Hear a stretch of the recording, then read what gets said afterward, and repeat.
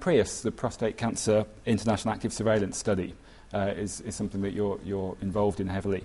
How many patients are currently being followed up on this study? Well, we started the PRIUS study, or the first patient included in the PRIUS study was in December 2006. And at the moment, a lot of urologists are participating in the study in 12 different countries in Europe, Canada, Asia, and also in Australia. And actually 2 weeks ago, we included patient number 1,500. So there are more than 1,500 patients included at the moment in the PRIUS study. Okay. Yeah. How long do you think it will be before we get meaningful data from this study? Yeah, of course, that depends on what's the meaningful data. Of course, the endpoint of an active surveillance study is at the end prostate cancer specific mortality, but hopefully in this study no patient will die at the end from prostate cancer.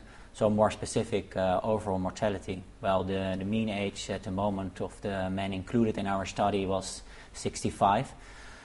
For a man of 65, their life expectancy is in the order of 15 years. So this is a long-term... Yeah, it's a long-term. But on the other end, there are also a couple of intermediate endpoints in the study. We try to, in a prospective way, to evaluate the effectiveness of an active surveillance study. So what are the best trigger points to switch to an active treatment with a curative intent? Okay. That's on all endpoints that can be evaluated already in the near future. Can urologists and centres still recruit for this study? I noticed on the website no UK hospitals are currently registered. Yeah, so that's still possible. It's possible to join the PRIUS study as a single urologist in a single centre. So the study was initiated in the Netherlands, but what I told you, there are already a lot of also European countries participating in the study. Yeah. So it's also possible actually for every single urologist in the world to join the PRIUS study. And actually all the details are on our website. At this meeting we've seen some of the results from the Gothenburg, the Swedish arm of the European screening study. Do you think that the rest of the countries involved will show similar data? Yeah, that depends. So the most recent results are from the Swedish part of the European randomized study of screening for prostate cancer, which showed that after 14 years follow-up, the prostate cancer mortality reduced in a relative risk of 44%. I think at the end, also in Europe, not for every country the effect of screening will be similar. Okay. I think it depends on what was the prostate cancer specific mortality rate for the country before the introduction of a screening test, and when you look more specific at that rates, for example in Europe, then you see that rates were higher for the northern countries in Europe compared to the southern countries.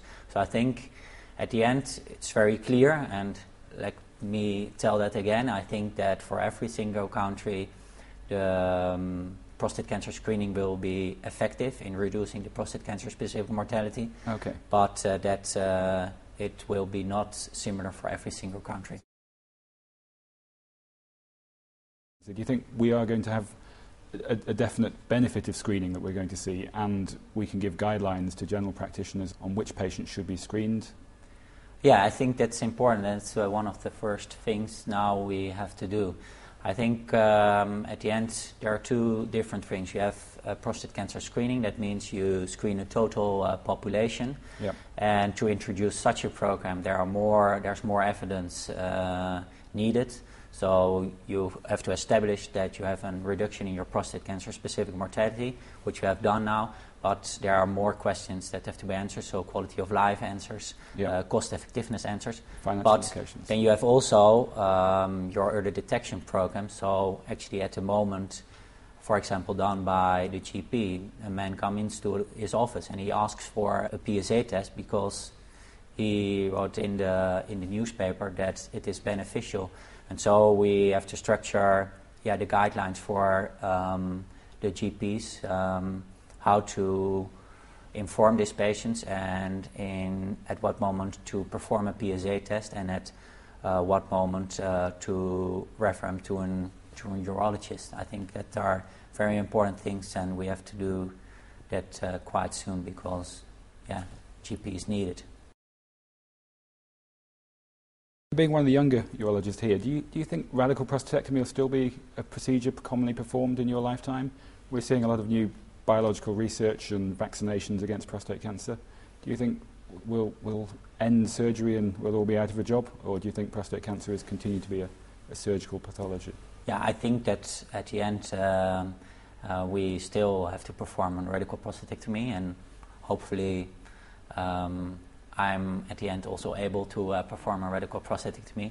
Yeah, when you look at the latest results of the prevention of prostate cancer, which is of course very important because we have such a high incidence of prostate cancer, then you see that it's actually at the moment only possible to prevent the more favorable prostate cancer. So the latest results of the prevention trials, they prevent the favorable risk prostate cancers, but the more aggressive prostate cancer, so actually the prostate cancers we have the most benefit of a radical prostatectomy, they're still there. And no, I don't think in the near future there will be a pill who will reduce that kind of prostate cancer. So there's still a job for the young urologists in the future. Yeah. Now, you work with Fritz Roeder. How did you come to start working with Fritz Roeder? And what has he taught you about urology and research? It was now two years ago. I was working in Rotterdam, and there was a position as a PhD student to office of Professor Schroeder at European randomized study of screening for prostate cancer. Yeah, at my first interview with him, and I wasn't actually not really aware about it. He was such an important urologist. That kind of all that research in the last 2 decades. Yeah. Well, what I've learned most from him is that when you do research, it is important that you get all the aspects of doing research. So, for example, when you get a PhD student in prostate cancer screening, well, that starts with the disease of prostate cancer. So he really stimulates to cover all the aspects of the natural history of prostate cancer. After that, how do you design a trial like a prostate cancer screening trial? How do you evaluate it? So also all the statistics. He really stimulates that you cover all the aspects of the statistics, and then, of course, the interpretation of the data. So you get really from him the full package of doing research, which gives you a lot and a great benefit. I can conclude that I've learned a lot during the last 2 years. Yeah. You've recently published with Fritz Roeder looking at suicide risk and depression in men presenting with advanced prostate cancer. Do you think urologists are partly guilty for not holistically managing their patients?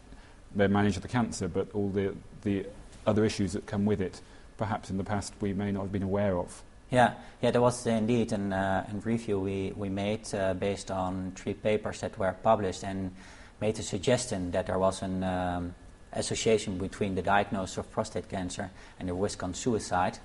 And with the knowledge that there is such an increase in the prostate cancer incidence due to the early detection programs, so they actually made the suggestion that due to our approach, there's also an increase in suicide. But looking more specific at the data, I agree that there was the association was between the diagnosis of an advanced disease and risk on suicide. So our conclusion was that when you give the patients a diagnosis in an earlier stage, you possibly also reduce the risk on suicide. Okay. Yeah, from a perspective of urologist, I think it makes sense that you try to diagnose the patients in an early stage, because we are actually surgeons, and I think that a radical prostatectomy or surgery that only works when you can diagnose the prostate cancer in a localized stage. That are the patients who have the most benefit of your treatment. So, I think urologists have done a good job during the last couple of years.